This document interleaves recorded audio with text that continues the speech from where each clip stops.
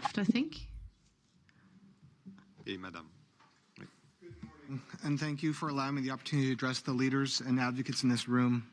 My name is Jimmy Thyden Gonzalez, and I'm the founder of Grafting Hope, and I'm also a Chilean that was disappeared at birth. For 42 years, Maria Angelica Gonzalez believed that her son was dead. Last year, I learned the story of my adoption from 42 years ago was a lie.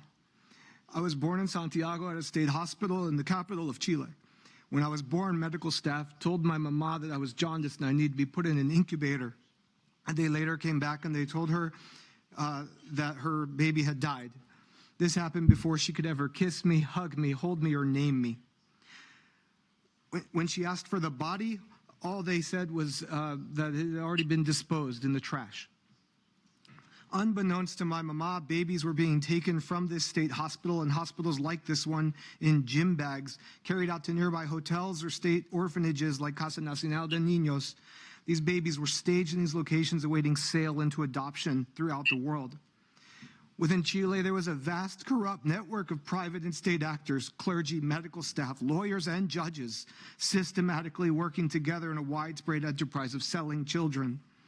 I was one of 50 to 70,000 Chilean children sold all over the world, as far as Australia, Europe, and the Americas.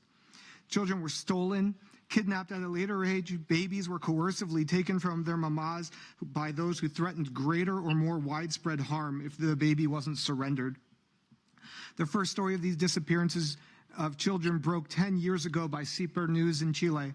Since that story broke, exposing a vast network of traffickers in and around Chile's government, there has been no reconciliation between the offended parties at the state of Chile. There's been little to no identification of the harmed families, and there has been no convictions of bad actors. Our mamas are aging and dying without ever knowing their children lived, let alone having the ability to reunite. I would ask if the committee would reconsider a secondary source for urgent action, and that source being that these mothers are dying.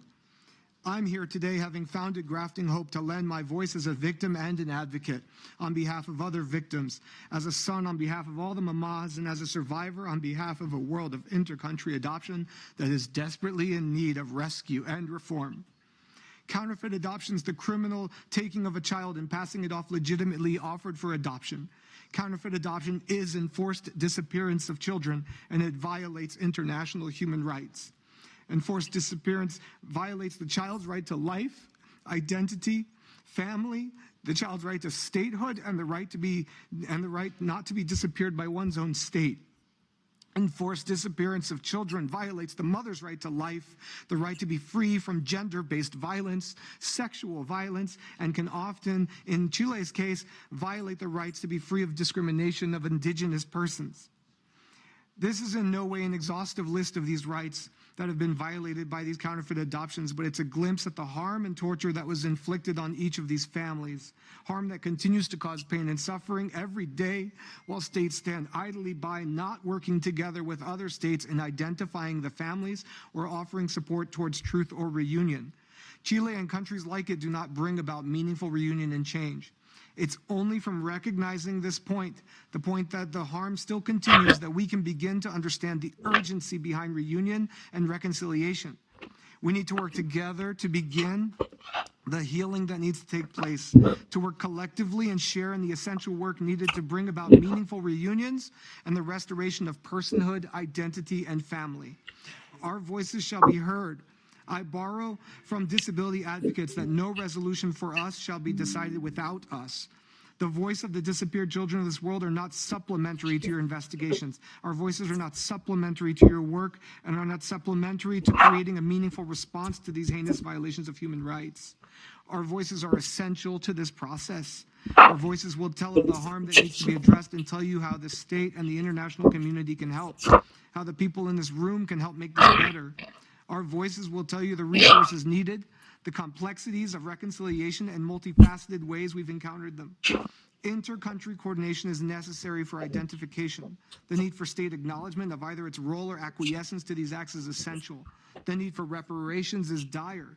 Our voices shall be heard until all disappeared children and their families are given meaningful reunion. I urge you to add survivors of enforced disappearance to this committee.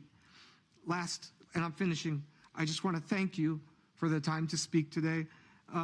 You're all at the forefront of this fight of human rights and enforced disappearances, and we have so much hope and trust in your work, and I just applaud you for everything you've done so far and place in you my hope that you'll continue to do more. Thank you.